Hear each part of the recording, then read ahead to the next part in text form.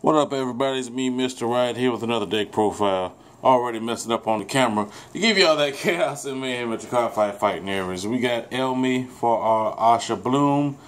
Our starter, her ability basically copies a grade 2 or greater unit on our field, be it Vanguard or Rear Guard. So it helps with getting Bloom targets, be it what's the girl's name? Green Shot Elf, for even Ahsha for those Bloom Ahsha turns, should she last that long. So put her in the soul. Should you have an Ahsha or a Ranunculus Vanguard, which all Ahshas are Ranunculus something or rather, then you again choose one of your grade 2 or greater units, call it to rear, and at the end of turn you can add that card back to your hand, so you can get out of that retire range or lock range. And yeah, so 4 Fairy Light Dragon, just because healing is a thing and G Guardians help.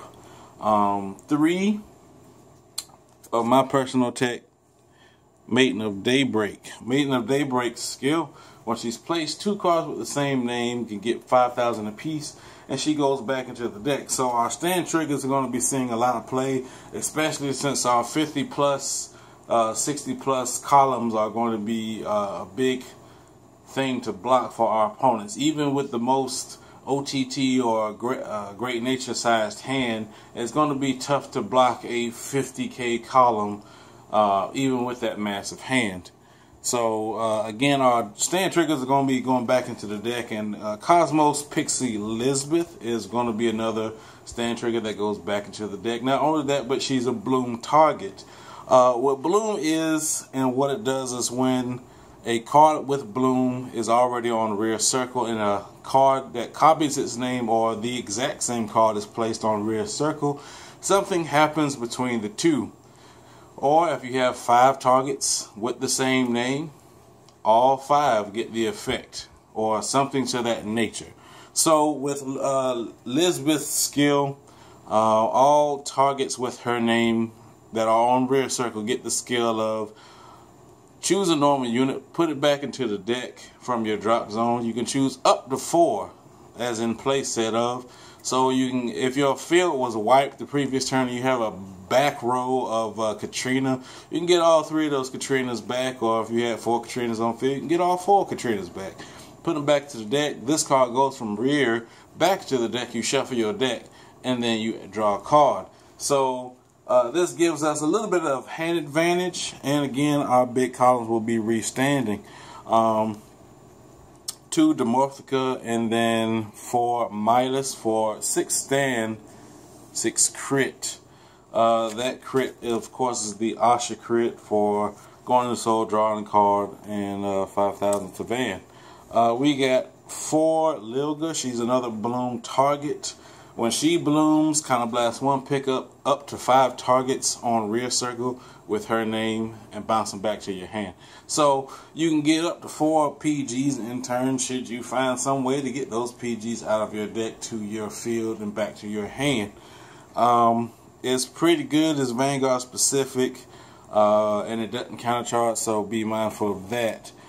If not the biggest and baddest card in the whole deck is this card right here, Katrina. When she blooms, targets with her name get up to 5 targets with her name get plus 4,000 apiece every time she blooms. So the more her you have in the background, in the back row, the bigger your bloom targets are going to be.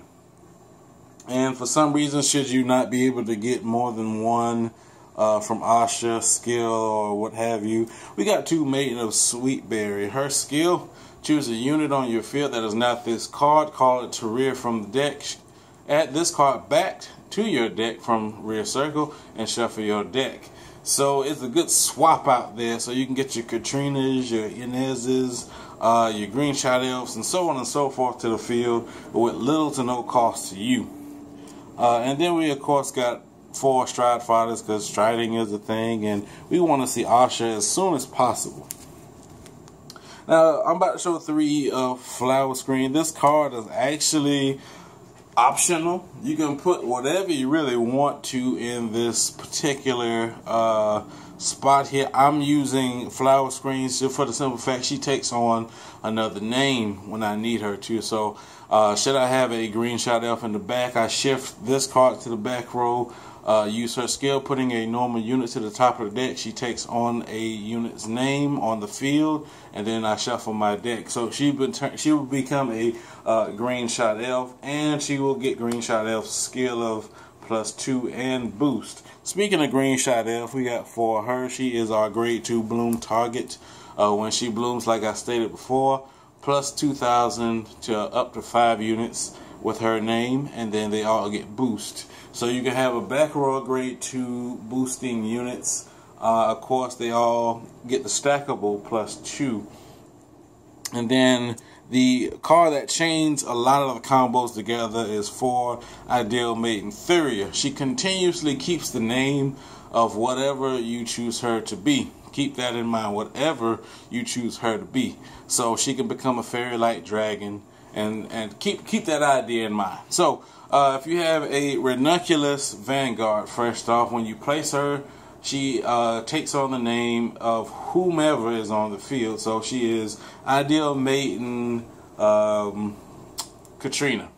I forgot Katrina's name already, but you see what I'm saying. So and that would then trigger off Katrina's bloom skill, and she would benefit from that. Like I was saying earlier with her second skill, in order to get her back at the beginning of your main phase, choose a card with her name from your drop zone, put it back into your deck, and then shuffle your deck and pick this card back up. So should she have become a trigger, as in Fairy Light Dragon, the heal trigger, or whatever, you can in turn put triggers back into your deck so that can help you live later on. You know, you won't be pulling off no massive combos, as in calling her and then making her a Katrina, but healing is just as important. And pretty much the main grade 3 here for getting our bloom targets is Inez. Inez, when she's called to rear, and when she's on rear and she blooms, targets with her name get the skill of at the end of your turn. So should you have G guarded and call this card at the end of the turn, you get to use this skill of putting this unit to the bottom of the deck, search the top 5 for a bloom unit, add it to your hand after you show it to your opponent, and shuffle your deck. So you get some massive hand advantage over getting this card to the field. And her on ride skill is the same thing. Counter Blast 1, Soul Blast 1, top 5 for a bloom unit, show it to your opponent, add it to hand. So either way, you're going to get bloom units added to your hand. And then of course Ahsha, because Ahsha is the boss of the whole deck. Her GB2 skill copies get +5, be it on Vanguard or Rear Guard. So if you have an Ahsha Vanguard and you have an Ahsha Rear Guard, both of those get +5. It does not stack. It is a continuous thing during your turn. So should you not be able to stride, as long as you got some way to manipulate copies to the field, you'll actually be, you're actually not too far down the creek without a paddle. And then her on stride skill, Counter Blast 1, select a target and copy it as long as it's on a rare circle, and give it +2. So yeah, copy a rear guard, give it +2. That's all good. Now for our strides. My personal liking to this card here is Verano. Flower Princess of Perpetual Summer Verano. Her skill, when she's placed on Vanguard, Soul Blast 1, pick something in your G zone, flip it face up, put one card from your hand and one card from your drop zone, put them into your deck, then call up to 2 cards from hand. Then, for every one of those that are face up, you get to choose one of your rear guards, copy that card, call it to rear, and that unit gets boost. So the more of her you have face up, the more you will more than likely get like a. I only use her if I have Inez in hand. So Inez Then there's the skill blooms, and then I get I have a I have an 11K booster, so that's always good for me. Then we got 3 of Sacred Tree Dragon, Rain Breath Dragon, our G Guardian. When we G Guarded with this card, in order to get the extra 5K, we have to call a unit from hand to rear circle. So that's going to be very easy. And not only that, but that card gets resist, so it can't be targeted by effects, but it can still be attacked. But instead of things getting attacked, we have Dismal to help our cards stay alive, because our field pretty much speaks for itself. The more cards we have on field, the better for us, so we don't have to contribute things from hand. And with Dismal, it makes that card one of our front row rear guards invulnerable, as in can't be attacked and cannot be targeted. So yeah. 4 Dream Spinning Ranunculus Ahsha. I like her. Either Morano or this card be my fresh stride. It really depends. But her skill, after you set up your field and do all that other stuff, flip up a copy of her.